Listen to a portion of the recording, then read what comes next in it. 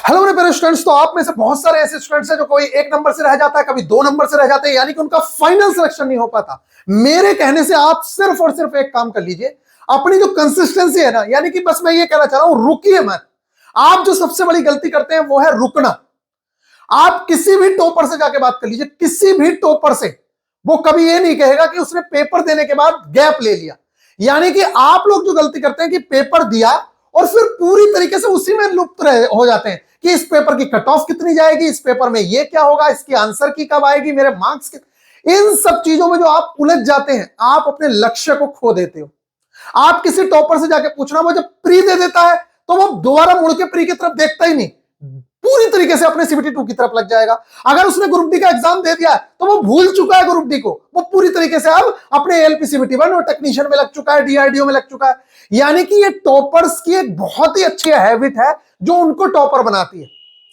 और मैं आपसे कह रहा हूं, ये मेरी बात मत मानिए, आप किसी टॉपर से पूछ के देखिए कि क्या वो पेपर देने के बाद रुकते हैं। आपको जवाब मिलेगा नहीं, वो अपने नेक्स्ट एग्जाम की तैयारी में लगते हैं। और आप लोग क्या करते हो, पेपर देने के बाद आप सिर्फ टाइम वेस्ट करते हो। तो बस मैं आपसे ये कहना चाह रहा हूं मेरे प्यारे बच्चों कि आप उन परिस्थितियों का इंतजार मत करो कि एग्जाम की डेट आएगी तो पढ़ेंगे। अरे जब सारी परिस्थितियां आपके अनुकूल हैं और आप पढ़ रहे हो, तो इसमें कोई भी नया काम आप नहीं कर रहे हो, इसमें कुछ भी नया नहीं कर रहे हो आप। अगर आप ये सोच रहे हो कि यार परीक्षा से पहले तो मैं पढ़ा था बहुत लेकिन मेरा सिलेक्शन नहीं हुआ, अरे तू क्या अनोखा पढ़ा था क्या? जब परीक्षा की डेट आई तो जो कितने बच्चों ने पढ़ना शुरू किया था। सिलेक्शन उन बच्चों का होता है जब उनके परिस्थितियां सारी की सारी विपरीत होती हैं, उसके बावजूद भी वो पढ़ाई कर रहे होते हैं। जब उनको दूर दूर तक ये नहीं पता होता कि मेरा एग्जाम होगा भी या नहीं होगा, वो अपने सिलेबस में पूरी तरीके से घुसे रहते हैं कि मेरा सिलेक्शन होगा अगर मैंने एक बार अच्छे से तैयारी कर ली तो। अभी भी मैं आप लोगों से कह रहा हूं, आप में से 90% स्टूडेंट्स ऐसे हैं जिन लोगों को अभी तक ये रियलाइजेशन नहीं है कि उन लोगों ने 2024 में गलती की है। उन लोगों ने ये गलती की कि वो पढ़ाई नहीं कर पाए पूरे 2024 में, सिर्फ इस वजह से कि कोर्ट केस चल रहा है, ऐसा हो जाएगा वैसा हो जाएगा। अभी भी तुम्हें रियलाइजेशन नहीं है। और बहुत सारे ऐसे बच्चे हैं जो एएलपी में फेल हो गए हैं, उनको तो मालूम है कि 80 नंबर पर भी सिलेक्शन नहीं हुआ उनका, तो वो लोग तो तैयारी में घुसेंगे। जो लोग टेक्नीशियन में 80-80 नंबर पर बाहर हुए हैं, वो भी तैयारी में घुसेंगे। उनको तो समझाने की आवश्यकता नहीं है क्योंकि वो समझ चुके हैं। लेकिन आप ही के साथ के बहुत सारे बच्चे जो अभी ग्रुप डी में पेपर दे रहे हैं, वो लोग अभी इस होप में रहेंगे कि मैं 10 जगह की वीडियोस देखूंगा कि क्या कट ऑफ जाएगी, कितने मार्क्स पे मेरा सिलेक्शन होगा। यूट्यूब वाला बता देगा कि 56 नंबर पे सिलेक्शन होगा और जब कट ऑफ जाएगी तो 76 नंबर कट ऑफ जारी होगी। मेरे प्यारे बच्चों, मैं आपसे बार बार कहता हूं, कट ऑफ की वीडियो देखो, दुनिया में जो काम आपको करना है वो करो, लेकिन कभी भी अपना एग्जाम देने के बाद आप अपने नेक्स्ट एग्जाम को मत छोड़ो। आप क्या कर रहे हो कि दुनिया के सारे काम कर रहे हो, जो पेपर छूट गया, जो हो गया, उसे जिसमें बदल भी नहीं सकते हम, उसके अंदर भी हम पागलों की तरह घुसे पड़े। लेकिन जो आगे आने वाला है उसको हम नहीं देख रहे। अरे जो बीत गया सो बीत गया, हो गया ना, तुमने अपना 100% दिया ना, अब जो होगा वो रिजल्ट आएगा, रिजल्ट बताएगा कि क्या होना है क्या नहीं होना। आप लोग क्या कर रहे हो, रिजल्ट से पहले ही दुनिया भर का काम करे फिर रहे हो, और जो जो आगे आने वाला है उसके लिए आप सोच ही नहीं रहे हो। अभी देखो, मैं आपको बता रहा हूं, बात करते पेपर की, तो एएलपी सीबीटी 1 का जो एग्जाम है 16 जनवरी तक तो आपका ग्रुप डी का एग्जाम चल रहा है।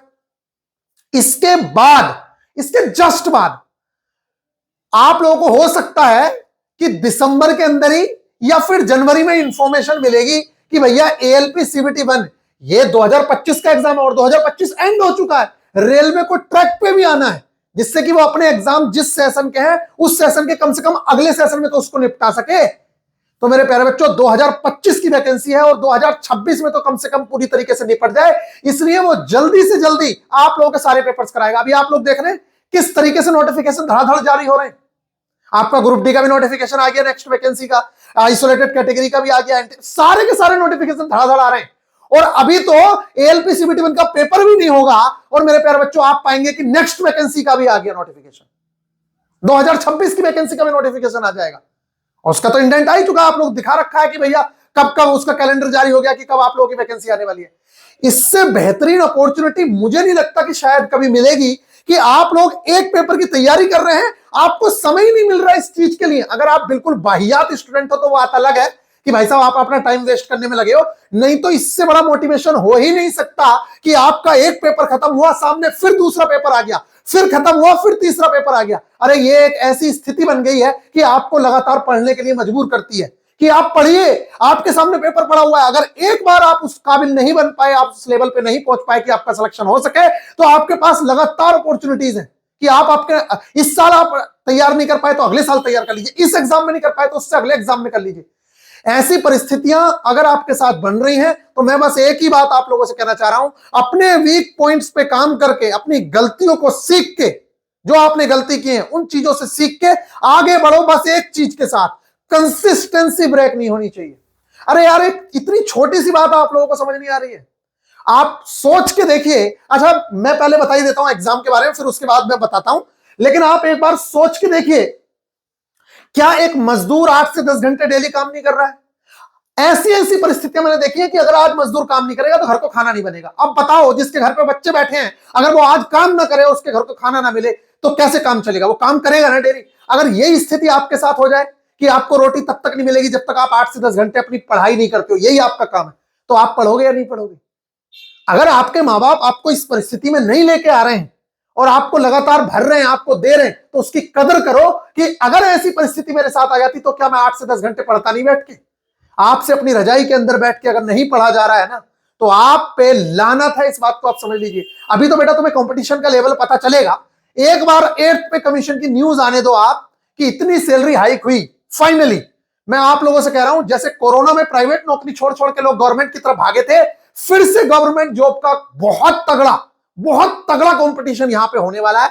जैसे ही सैलरी हाइक होंगी, लोगों का रुझान गवर्नमेंट की तरफ होगा और वैकेंसीज लगातार कम हो रही है। अगर तुम्हारे पास अपॉर्चुनिटी है, तुम्हें कोई अभी से समझा रहा है, तो उस चीज को समझ लो, जिंदगी भर आप लोग पछताने से बच जाओगे। और मैं कह रहा हूं, सिर्फ 8 से 10 घंटे आपको 6 महीने देने हैं। आप सिर्फ 6 महीने दीजिए और आपका सिलेक्शन श्योर। अगर आपकी बैकग्राउंड अच्छी नहीं है पहले से, आप लोग बिल्कुल ही लूल लो, तो 6 महीने की जगह 1 साल लग जाएगा, 1.5 साल लग जाएगा। लेकिन मेरे प्यारे बच्चे, जिंदगी तो बन जाएगी, आगे के 60 साल तो बन जाएंगे। उसके लिए आप लोग तैयारी करिए, बाकी आपका जैसा मन चाहे वैसे करिए। बात करते हैं कि आप लोगों का एग्जाम कब होने वाला है। और बहुत सारे बच्चे कह रहे थे कि भैया इसकी जो क्लासेस हैं कब से स्टार्ट हो रही हैं। तो मैंने भी यही सोचा है, क्योंकि बहुत सारे बच्चे सीरियस हैं और वो लोग कह रहे हैं कि भैया टाइम वेस्ट ना करते हुए, जो लोग सीरियस है और रियल में बता रहा हूं, उनके सिलेक्शंस ग्रुप डी में भी होंगे, लेकिन उन लोगों को इतनी सीरियस है वो इस एग्जाम के प्रति कि उन्हें पता है, क्योंकि वो 80-80 नंबर लाके एएलपी सीबीटी 1 2 साइको तक गए और उसके बाद वो फेल हो गए, इसलिए वो चाहते कि इस बार सिलेक्शन ना रुके। लेकिन आप लोगों को भी सीरियस होने की आवश्यकता है। वैकेंसीज आप लोगों के सामने ग्रुप डी की भी आ चुकी हैं, बढ़ेंगी नहीं बढ़ेंगी वो बात की बात है। बढ़ जाए तो अच्छा है, ना बढ़े तो भी कोई दिक्कत नहीं है, क्योंकि आगे वैकेंसीज लगातार आनी है। और मेरे प्यारे बच्चों, अपनी तरफ से इफर्ट ही डाल सकते हो।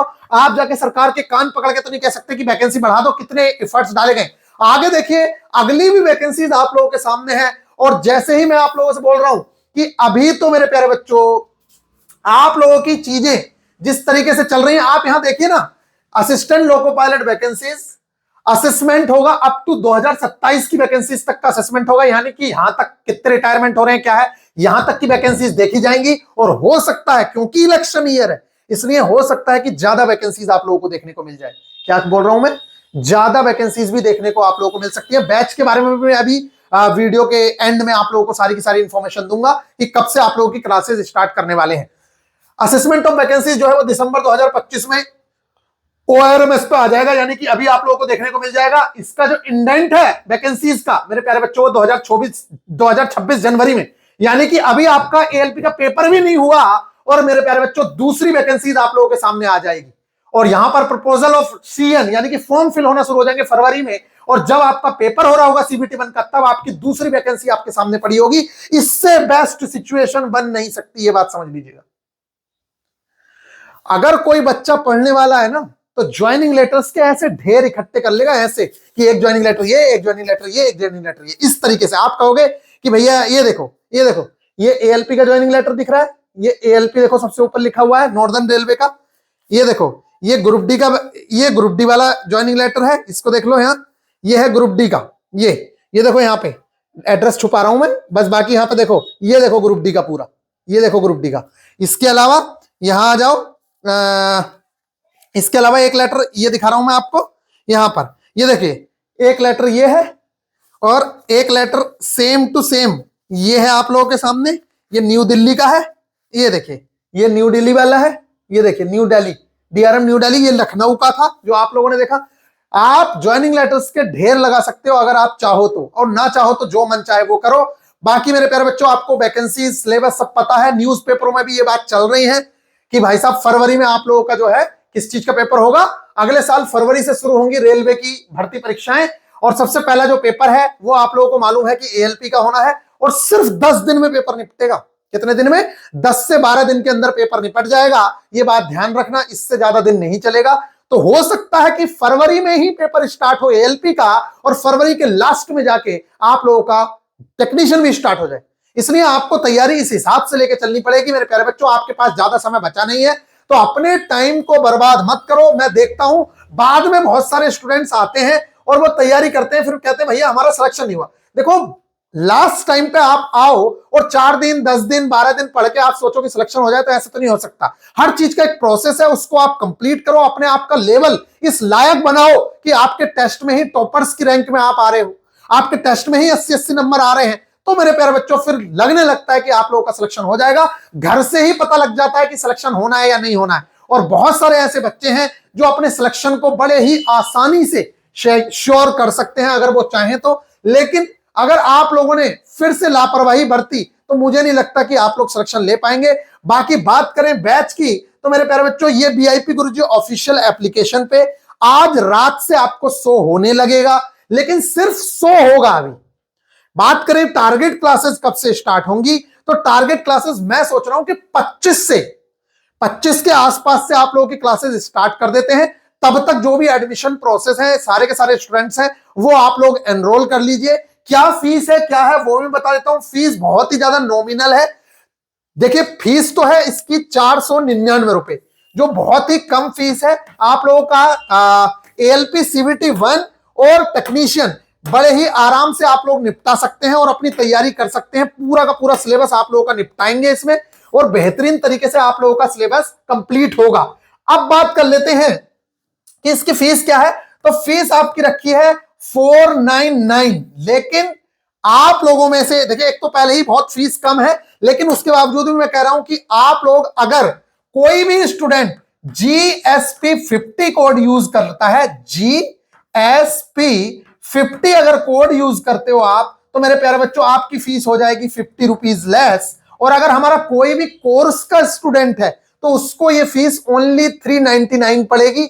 इससे कम में मुझे नहीं लगता कि कोई तैयारी कराएगा। बाकी आपका मन है, आपका अगर मन करता है तो आप किसी के पास से भी जाकर तैयारी करें, बस कंसिस्टेंट रहें। अगर आप कंसिस्टेंट रहेंगे तो आपकी तैयारी बहुत अच्छी होगी और आप सिलेक्शन की ओर बढ़ेंगे। दूसरी इंपॉर्टेंट चीज जो मैं बोलना चाह रहा हूं मेरे प्यारे बच्चों, इस समय पे ना इतनी मिस इंफॉर्मेशन है कि आपको बचना पड़ेगा। आज के टाइम में सिलेक्शन लेने से ज्यादा इंपॉर्टेंट ये हो रहा है कि भाई साहब मैं किससे चूज करूं जो मेरा सिलेक्शन हो जाए, जो मुझे सही गाइड कर सके। मैं देख रहा हूं कि मैथ्स के 100 लेक्चर्स, 150 लेक्चर्स एक एक चैप्टर में जा रहे हैं। ज्योमेट्री 100 लेक्चर्स में खत्म हो रही है। इस बच्चे को टाइम ही नहीं मिल रहा है रिवीजन का। उन्होंने क्या किया हुआ है, टीचर्स हर सब्जेक्ट के एक्सपर्ट्स आपको प्रोवाइड करा दिए। उन्होंने क्या किया, एक टीचर रखा हुआ है, वही एसएससी करा रहा है, वही आप लोगों का रेलवे करा रहा है। तो उन्होंने क्या किया, जो बैच उन्होंने वहां पे पढ़ाना है वही बैच आपको यहां पे करा दिया। Teacher same to same lectures आपके पास पहुंच रहा है। उससे क्या हो रहा है, टीचर तो अपना जब पढ़ाएगा हिस्ट्री, ज्योग्राफी, बायोलॉजी, वो तो पूरा डिटेल में पढ़ाएगा, और जब वो पूरी डिटेल में पढ़ाएगा तो उसके लेक्चर्स हो जाते हैं एक एक चैप्टर के 4-4, 6-6, 8-8, 10-10। साइंस में भी, और ठीक इसी तरीके से मैथ्स की तो बात ही मत करो, 50-50 लेक्चर्स हो जाते हैं। और आपने तो अपना सब कुछ करवा दिया। इकोनॉमिक्स वाला टीचर कह रहा है कि मेरा ये भी बेस्ट है, ये भी कर लो। हिस्ट्री वाला कह रहा है ये भी कर लो। अरे भाई इन बच्चे को ये तो देखो, इसे जरूरत कितनी है। आपने तो सबने अपनी एक्सपर्टीज इस पे प्रोवाइड करा दी।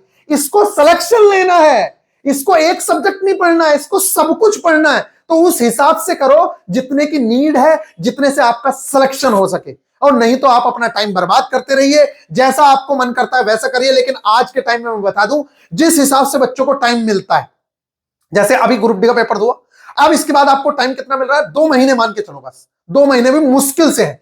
इन 2 महीने में मैं कह रहा हूं कि अगर कोई भी बच्चा वो 50-50 लेक्चर्स देखने की कोशिश करेगा तो जिंदगी में सिलेक्शन नहीं ले सकता हूं। आपको लिमिटेड चीजें करनी होती हैं, कॉन्सेप्ट अच्छे से क्लियर हो जाए, प्रीवियस ईयर क्या आ रहा है, कितना करना है। अगर आपको ये सारी की सारी चीजें पता है तो मेरे प्यारे बच्चों आप सिलेक्शन ले सकते हो। बाकी आपका मन है, दुनियादारी में आप पढ़ना चाहते हो तो निश्चित तौर से पढ़िए, लेकिन आज का ये टाइम है कि बहुत ज्यादा पढ़ने की आवश्यकता नहीं है, लिमिटेड पढ़ें और सॉलिड पढ़ें। जो आपके एग्जाम में आने वाला है सिर्फ उसी चीज को कवर करें, आप बड़ी ही आसानी से सिलेक्शन ले लेंगे। कुछ सिलेक्शंस की डिटेल यहां पर आपके सामने है, जिन लड़कों ने सिलेक्शंस लिए हैं आप एक बार स्क्रीनशॉट लेके देखिए कि किस तरीके से बच्चे बताते हैं कि कैसा आप लोगों को चीजें कराई जाती हैं, कम समय में किस तरीके से आप लोग सिलेक्शन ले सकते हैं। तो बाकी वीआईपी गुरु जो ऑफिशियल एप्लीकेशन पे अभी जाएंगे तो आपको बैच सिर्फ 100 होगा, अभी उसके अंदर चीजें हम लोग ऐड करेंगे। और इस बार तो बच्चों की डिमांड है कि भैया साइंस जो है स्पेशली आप अपनी तरफ से साइंस को पढ़ाएं। तो गाइज मैंने क्या किया है कि मैं साइंस के कुछ नोट्स बेहतरीन वाले आप लोगों के लिए एनसीईआरटी से मैंने बनवाए हैं। जैसे कि आप एग्जांपल के तौर पे इसको देख सकते हैं, पूरा एनसीईआरटी बेस्ड, एनसीईआरटी की चीजें सारी की सारी चीजें आप लोगों को एक से एक बेहतरीन तरीके से हम लोग यहां पर समझाएंगे। और आप लोगों को जो न्यूमेरिकल में प्रॉब्लम होती है कि भाई साहब मेरे को न्यूमेरिकल समझ नहीं आ रहे, ये नहीं आ रहा, आपको एक एक चीज बहुत बेहतरीन तरीके से समझ भी आएगी। और ग्राफ, जैसे बहुत सारे बच्चों को ग्राफ समझ नहीं आते हैं, एनसीईआरटी समझ नहीं आती बहुत सारों को। तो देखिए एक बात बताइए, मैंने आप लोगों को पहले भी बताया था, एनसीईआरटी ही आप लोगों का रेलवे का बेस है और एनसीईआरटी आपको पढ़नी ही पड़ेगी। मुझे नहीं लगता किसी टीचर ने भी आपको इस तरीके से मार्किंग प्रोवाइड करवाई होगी। स्पीडी करंट अफेयर्स में भी आप लोगों को मोस्ट इंपोर्टेंट चीजें बताई होंगी और वही चीजें आप लोगों की आ रही हैं। मुझे नहीं लगता कि किसी ने आप लोगों को एक एक चीज इसमें, जो आप लोगों की ये एनसीईआरटी है, एक एक चीज इसमें मार्क करके पढ़वाई होगी। आपको लेक्चर्स की एक एक लाइन, मैंने जो लेक्चर्स आपको प्रोवाइड करवाए उसमें एक एक लाइन एनसीईआरटी की कवर कराई गई, एक एक लाइन कि भाई साहब कौन सी चीज कैसे क्या चीज होती है। वही सारी चीजें आप लोगों के पेपर में देखने को मिली है। जिन चैप्टर्स का बाद में जिक्र हुआ कि फूड इंप्रूवमेंट, आप लोगों ने देखा होगा जो खाद्य संसाधनों वाला चैप्टर है, वो सारे के सारे चैप्टर्स हम लोगों ने पहले से कवर किए हुए थे। मैं आप लोगों को जब टारगेट कवर कराता हूं तो मेरे प्यारे बच्चों, मैं जब टारगेट कवर कराता हूं तो उसमें स्टार्टिंग से ये ही चीजें रहती हैं, इसके अलावा कुछ रहता नहीं है। एनसीईआरटी के टारगेट में ही पहला चैप्टर ही वो होता है कि भाई साहब मोशन चैप्टर आपको पहले नंबर पे ही डाला जाएगा। ऐसा नहीं है कि भाई साहब मैं उठा के कुछ भी स्टार्टिंग से शुरू कर दूं। पहले अगर मोशन है तो आपका मोशन ही मैं पहले नंबर पे स्टार्ट करता हूं और फिर उसको इस बार तो मतलब ऐसे करा है कि जैसे मतलब ये बिल्कुल बच्चा होता है ना, जैसे अगर हमें दूरी को एक्सप्लेन करना है तो सबसे पहले उसे मूल बिंदु पता होना चाहिए कि मूल बिंदु क्या है। क्योंकि जब लेंथ की डेफिनेशन दी जाती है या दूरी की डेफिनेशन दी जाती है कि तो उसमें किस किस चीज का यूज हो रहा है, जैसे कि किसी वस्तु द्वारा किसी समय अंतराल में तय की गई मार्ग की लंबाई को उस वस्तु द्वारा चली गई दूरी कहते हैं। तो जब दूरी की डेफिनेशन दे रहे हैं तो दो चीज आ रहे हैं, एक पॉइंट से चलेंगे जिसकी दूरी आए, जिसकी पाथ की लंबाई, तो हमने पहले उस पॉइंट के जिक्र किया है, जिस पॉइंट से चलोगे उसे मूल बिंदु कहेंगे। फिर जो पाथ की लंबाई होगी वो लेंथ होगी और तब आप दूरी की डेफिनेशन दोगे और जब दूरी हो जाएगी तो फिर आप विस्थापन की डेफिनेशन दोगे। दूरी और विस्थापन के डिफरेंस को आप समझाओगे, फिर दूरी और विस्थापन से रिलेटेड जो न्यूमेरिकल्स बन सकते हैं या जो आप लोगों का कॉन्सेप्ट है वो आप लोग यहां पे इसको समझोगे। फिर उसके बाद जो उससे रिलेटेड न्यूमेरिकल है वो यहां पर एक डाला गया। फिर स्केलर और वेक्टर क्वांटिटी समझाई गई। और स्केलर और वेक्टर क्यों समझाई गई? क्योंकि जब हम वेग को और विस्थापन को समझा रहे हैं तो उसमें वेक्टर क्वांटिटी की बात आ रही है, इसलिए मैंने स्केलर और वेक्टर को यहां पे समझाया। स्पीड को समझाया, एवरेज स्पीड को भी यहां पे समझाया। और इसी के साथ साथ मेरे प्यारे बच्चों यहां पर एक एग्जाम्पल भी डाला गया। तो बहुत ही बेहतरीन तरीके से आप लोगों के नोट्स भी तैयार हुए हैं जिससे आप बड़ी बेहतरीन तरीके से अपनी तैयारी कर सकते हो। तो इस बार जो है मैं खुद, क्योंकि बहुत सारे बच्चों की डिमांड है कि भैया साइंस तो स्पेशली आप खुद ही करा दें, तो साइंस को मैं बहुत बेहतरीन तरीके से, जैसे मैंने आप लोगों को कुछ चैप्टर्स पहले भी करवाए हैं, लड़कों ने बहुत ज्यादा पसंद किया है कि सॉलिड कंटेंट है, बहुत कम समय में इतनी सारी चीजें कवर हो जाती हैं। तो गाइज मैं उस चीज को इस बार उठाऊंगा बहुत अच्छे से आपका जिम्मा और बहुत बेहतरीन तरीके से आप लोगों की चीजें मैं कवर कराने वाला हूं, चाहे वो ग्राफ हो चाहे कुछ हो, कि किस तरीके से कौन सी चीजें आती हैं, सारी की सारी चीजें। और जहां पे एनसीईआरटी के ग्राफ्स हैं वो एज इट इज, जो चीज हमें जरूरत है वो एनसीईआरटी, यहां पर आप देख सकते हैं सारे के सारे ग्राफ एनसीईआरटी के ही हैं, एज इट इज एनसीईआरटी ही है। बस इसको जो है और ज्यादा अट्रैक्टिव फॉर्म में आपको प्रोवाइड करवाया गया है जिससे कि आप लोगों को चीजें समझने में आसान लगे कि किस तरीके से आपको कवर करना है। तो मेरे प्यारे बच्चों, एक बेहतर अपॉर्चुनिटी आप लोगों के लिए हो सकती है। तो आप अगर चाहें तो वीआईपी गुरुजी ऑफिशियल एप्लीकेशन डाउनलोड कर लीजिए प्ले स्टोर से, और जैसे ही आप एप्लीकेशन को डाउनलोड करेंगे आपको दिखेगा ये सबसे टॉप पे, आप यहाँ कोर्स पे जा सकते हैं, या डायरेक्टली यहाँ पर जो ये चीज आपको दिख रही है, ये यहाँ पे आप किसी भी चीज पे अगर कवर करते हैं, जैसे पहले नंबर पे, दूसरे किसी पे भी कवर कर रहे हैं आप, यहाँ पे जैसे मैंने क्लियर किया इसको, यहाँ पर आपको इस तरीके से दिख जाएगा। यहाँ पे अभी और चीजें, ये कमिंग सून जो है, इसमें सारी शर्तें लिखी जाएंगी, जो जो चीजें आपको प्रोवाइड करवाई जाएंगी वो सब लिखा जाएगा। फी अभी 499 दिख रही है। मैंने आपको बताया अगर जीएसपी 50 आप यूज करेंगे तो ये सबके लिए है कोड जीएसपी 50, जिसमें आपको 50 रुपए का ऑफ मिलेगा। अगर आप जीएसपी 100 यूज करेंगे तो वो सिर्फ हमारे स्टूडेंट्स जिन्होंने कोर्स परचेज किए हुए हैं उनके लिए है, उन्हें 100 रुपीज का ऑफ मिलेगा। तो कुल 399 रुपए में आप लोगों को तैयारी इसके अंदर बेहतरीन तरीके से हम लोग कराएंगे। अब बात करें टेस्ट वगैरह सारे के सारे मैं इसके अंदर ऐड कर दूंगा। अभी फिलहाल एनसीईआरटी ही डाला है, सारे टेस्ट ऐड हो जाएंगे, उसकी टेंशन मत लो। फिलहाल मैं बस आपसे ये कहूंगा, ये टेलीग्राम ग्रुप जरूर ज्वाइन कर लेना, क्योंकि अपडेट जो है कब से क्लासेस होंगी, क्या होगा, वो सारी की सारी अपडेट इसी के अंदर मैं आप लोगों को दूंगा।